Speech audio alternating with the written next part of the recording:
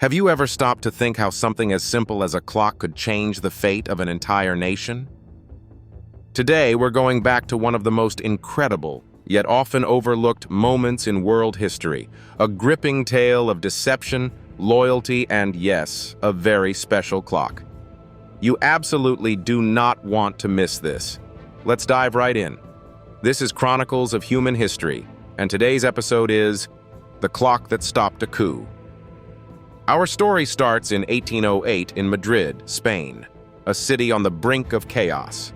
Napoleon Bonaparte, the ambitious French emperor, had his eyes on expanding his empire across Europe. Having already placed his elder brother Joseph on the throne of Naples, Napoleon now sought to make Joseph the king of Spain. But taking over Spain wasn't as easy as waving a French flag. The Spanish people, fiercely loyal to their monarchy, were not too keen on the idea of a foreign ruler, let alone a French one. King Charles IV of Spain was an unstable, weak ruler, leaving the country vulnerable to Napoleon's schemes. In the midst of political infighting, betrayal, and secret negotiations, one man rises as an unexpected figure in our story. Enter Manuel Godoy, the Prime Minister of Spain, often referred to as the Prince of Peace, although his actions were anything but peaceful. Godoy was a man loathed by the aristocracy and distrusted by the military.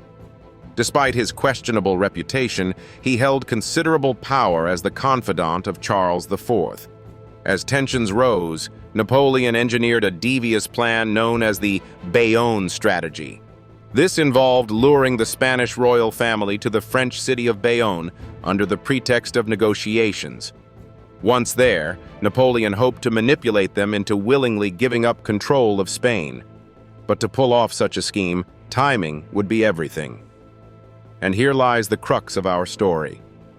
Enter Francisco Ortega, a mid-level officer in the Spanish Royal Guards. Ortega is a conflicted man, torn between his oath to the Spanish crown and whispers of a more stable government under French rule. It's worth noting that many in the Spanish military viewed Godoy as corrupt and incompetent, believing a strong alliance with France could restore stability. As these sentiments grew, rumors began swirling of an impending coup against the Spanish royal family, orchestrated by those who secretly sided with France. On the fateful night of March 17, 1808, as the royal family gathered for dinner in the royal palace of Aranjuez, Godoy grew suspicious. Court spies had delivered reports. Discontented factions within the palace were planning to storm the royal chambers and force Charles IV to abdicate in favor of his more popular son, Ferdinand. Godoy, ever the opportunist, wasn't about to let that happen. But here's where things take a truly unexpected turn. In an age long before smartphones, alarms, or even accurate wristwatches, keeping track of time often depended upon large, elaborately crafted clocks. The royal palace at Aranjuez was home to such a clock, an ornate masterpiece crafted by Swiss artisans. This clock didn't just tell time, it was a statement of wealth, a gala of golden design and intricate mechanics. On that very night, as Ortega and his conspirators prepared their assault, something unusual happened. The great clock of Aranjuez stopped. Yes, just stopped. Stuck at 11:03 p.m., its majestic hands frozen in place. Now, a clock stopping might not seem like a big deal today, but in 1808 it caused quite the commotion.